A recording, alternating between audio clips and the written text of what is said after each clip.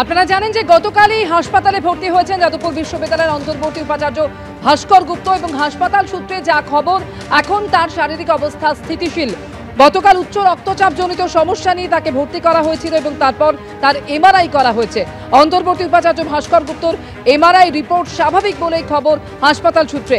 চিকিৎসক অরিন্দম বিশ্বাস এবং নিউরোলজিস্ট অনিমেষ করের তত্ত্বাবধানে তার চিকিৎসা চলছে এবং কয়েকদিন তাকে পর্যবেক্ষণে রাখার সিদ্ধান্ত নিয়েছেন চিকিৎসকেরা।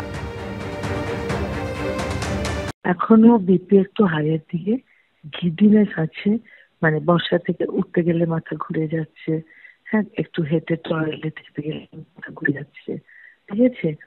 আর একদিনের ভেতরে তো হবে না, ওরা বোধহয় একটা করোনারি অ্যানজিও করার প্ল্যানও করছে। কালকে তো এমআরআই করেছে, দেখা যাক। এখন একটু তো আমাদেরকে একটু তো ধৈর্য ধরে দেখতে হবে ওর কি অবস্থা। আমরা যেটাকে আমাদের মেডিকেল স্থিতিশীল বলি, সেটা এখনো বলতে পারবো না। শিক্ষামন্ত্রীর গাড়ির ধাক্কায় আহত ছাত্রের অবস্থা স্থিতিশীল, ইন্দ্রানুজের শারীরিক অবস্থা স্থিতিশীল। কাল ফের বৈঠকে বসছে কেপিসির মেডিকেল বোর্ড।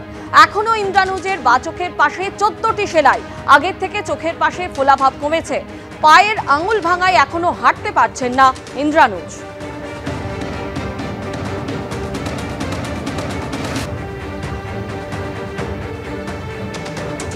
যাদবপুর কাণ্ড নিয়ে তদন্ত কমিটি গঠন আচার্যের।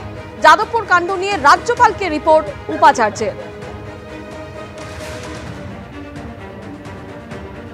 কাল উপাচার্যকে বৈঠকে ডাকলেন রাজ্যপাল।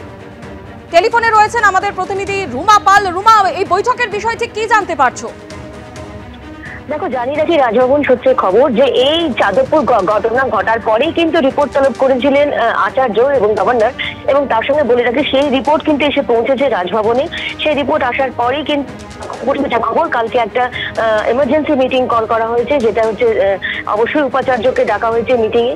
এবং অন্যদিকে জানিয়ে রাখি যে এই যাদবপুর কাণ্ডের কিন্তু একটা গঠন করেছেন আচার্য।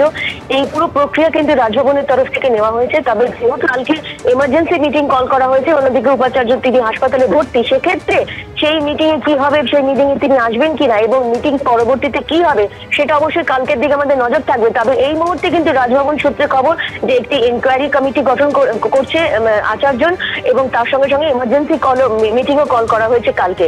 এবং রিপোর্ট তলব যেহেতু করেছিলেন, রিপোর্টে কি এসেছে এই মুহূর্তে যদিও রাজভবনের তরফ থেকে খোলাসা করে বলা হয়নি, তবে এটা ঠিক যে রিপোর্ট কিন্তু এসে পৌঁছেছে রাজভবনে। ধন্যবাদ রুমা।